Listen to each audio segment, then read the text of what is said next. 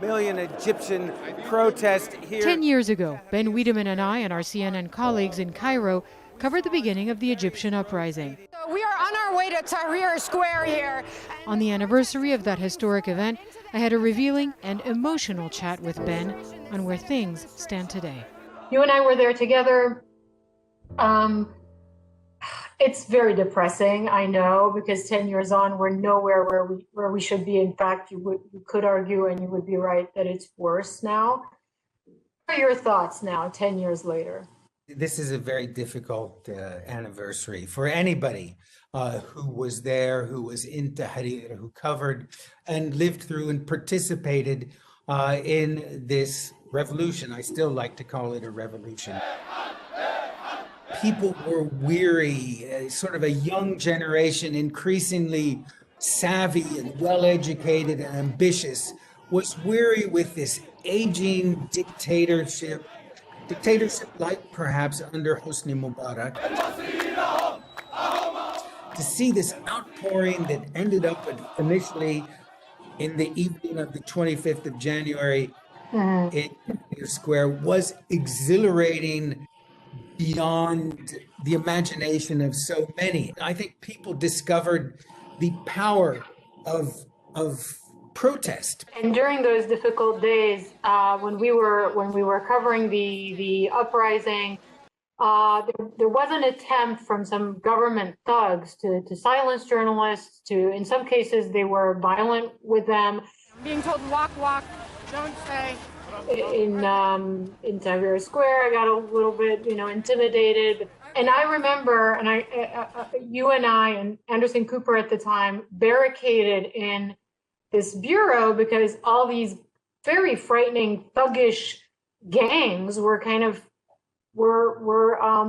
targeting Western journalists. During that time, I got a message that the United States was telling all its citizens to leave the country. And of course, the difficulty of covering the situation in Egypt at the time is that you're not just covering the story, you live the story. I started to think, my family's living, kilometers away from here in a neighborhood that's next to the largest prison in Egypt. And there have been a series of prison breaks, and God forbid, you'll have prisoners swarming all over this prosperous neighborhood where I have a wife and 3 children. And so really that period, that 18 days was agonizing because I was having to balance between my professional duties, responsibilities, and interests, and my profound concern for my family. Which is the story that is emotionally still the one that has more impact on you today? It's Egypt. I mean, there's about it. I went to university in Cairo in the early 80s.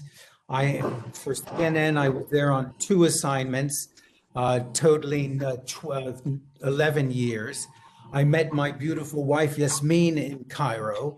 My children were raised much of their life in Cairo. So I saw all of it, the good, the bad, the ugly, the terrifying, the amazing things that restore your faith in life. Have you ever been in a situation where you've decided deliberately that you will not watch video or look at a photo? There's apparently some great movies about the Egyptian revolution. I can't watch them. I've read books. I've read good books about the Egyptian revolution, which were, pages sometimes really just sort of, I felt like I was being sucked into the book. The movies, I can't watch. I mean, I don't like violence. I mean, I have to cover it as my job. Is there a reason to hope today? I don't know. We are in a very, very difficult period at the moment. I just don't believe that injustice is permanent.